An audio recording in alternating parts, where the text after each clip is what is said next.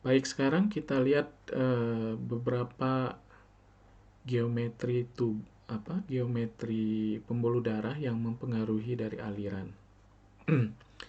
Ada 4 geometri utama yang kita perhatikan di sini, yaitu yang pertama stenosis atau penyempitan.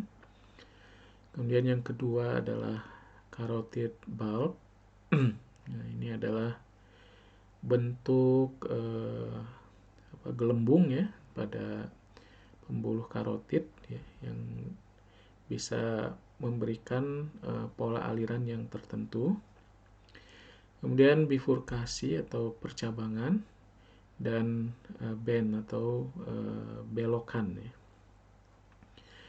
Nah, kalau kita lihat sistem aliran darah dalam tubuh kita ya, sistem sirkulasi tubuh kita ini mulai dari jantung, ada pembuluh aorta yang sudah kita bahas pekan lalu ya. Nah, dari pembuluh aorta ini nanti ada yang turun ke kaki dan kiri kanan ya, dan juga ada yang naik ya ke atas, ke kepala dan ke tangan kiri dan tangan kanan. Nah, tentunya ada juga aorta yang menyuplai ke paru-paru ya. Nah, aorta yang ke paru-paru. Nah, nanti semuanya kembali melalui pembuluh vena masuk kembali ke jantung. Nah, sepanjang aliran ini ada geometri-geometri yang membelok, ada yang bercabang ya. Dan mungkin ada juga yang menyempit ya, stenosis. Dan tentunya ada juga nanti yang struktur yang membesar ya, aneurysm.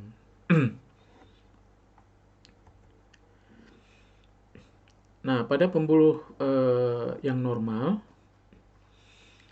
misalnya untuk kasus yang lurus ya, pembuluh darah lurus, maka alirannya itu bisa kita dekati dengan rumusan Puze yang saya jelaskan di depan.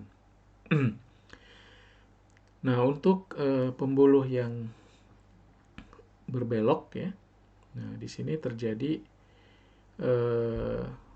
perpindahan ya, atau shifting dari core aliran, inti aliran itu akan cenderung terdorong ke sisi luarnya, dan nanti terjadi istilahnya itu secondary flow. Nah, ini aliran yang terjadi pada bidang yang tegak lurus dengan aliran utamanya ya. Jadi ada aliran utama ya, kemudian ada aliran sekunder ya, yang tegak lurus dengan aliran utamanya.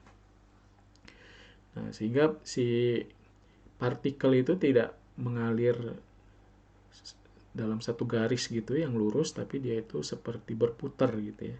Nah, seperti membentuk helix.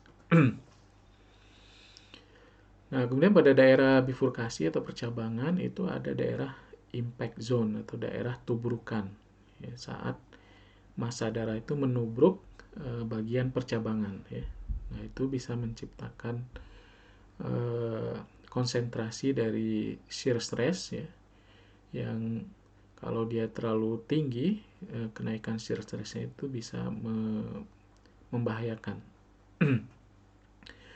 Nah, akibat dari aliran yang tidak normal itu bisa menciptakan stenosis atau penyempitan.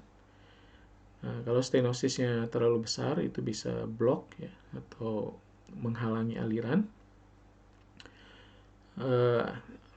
Mungkin juga blockade ini terjadi kalau ada massa trombus yang cukup besar yang bisa melakukan halangan ya pada pembuluh darah yang cukup kecil ya, sampai ke level kapiler. Dan kemudian juga ada satu struktur pembengkakan ya, di mana pembuluh darah itu membesar gitu, yang disebut dengan aneurysm.